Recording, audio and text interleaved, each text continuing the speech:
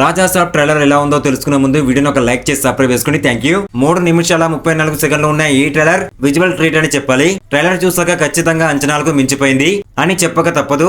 అన్నింటినీ మించి ప్రభాస్ లుక్స్ చాలా మందిని ఆశ్చర్యపరుస్తున్నాయి. ముసలి విజువల్స్, ఇల్లు రివర్స్ అవ్వడం ఇవన్నీ చూస్తుంటే మారుతి గట్టిగానే ప్లాన్ చేసినట్టు అనిపిస్తుంది. ట్రైలర్ లో వీటీవీ గణేష్ కామెడీ బాగా వర్కౌట్ అయ్యేటట్టు ఉంది.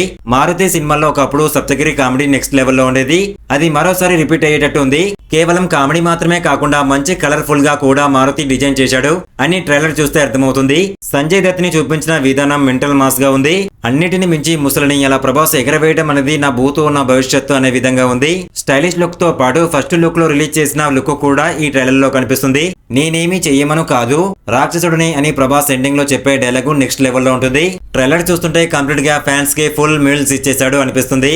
ఎప్పటి నుంచో మిస్ అయిన ప్రభాస్ లోని ఎంటర్టైన్మెంట్ యాంగిల్ ని ఈ సినిమాతో సక్సెస్ఫుల్ గా మారుతి బయటకు తీశాడు. ఈ సినిమా విఎఫ్ఎక్స్ వర్క్ మాత్రం నెక్స్ట్ లెవెల్ అనిపించుకుంటుంది. పీపుల్ మీడియా ఫ్యాక్టరీ ఈ సినిమాను గ్రాండ్ స్కేల్ లో తీసింది. ఆ సంస్థకు ఈ సినిమా ఒక బ్రాండ్ గా నిలుస్తుంది అని చెప్పడంలో ఎటువంటి సందేహం లేదు. ఈ సినిమా అనేది సంక్రాంతి కానుకగా విడుదల కానుంది. ఇలాంటి లేటెస్ట్ ఇంట్రెస్టింగ్ ట్రైలర్ రివ్యూస్ తో మీ ముందుకు రావాలనుకుంటే మా ఛానల్ ని ఒక లైక్ చేసి సబ్స్క్రైబ్ చేసుకోండి. Thank you.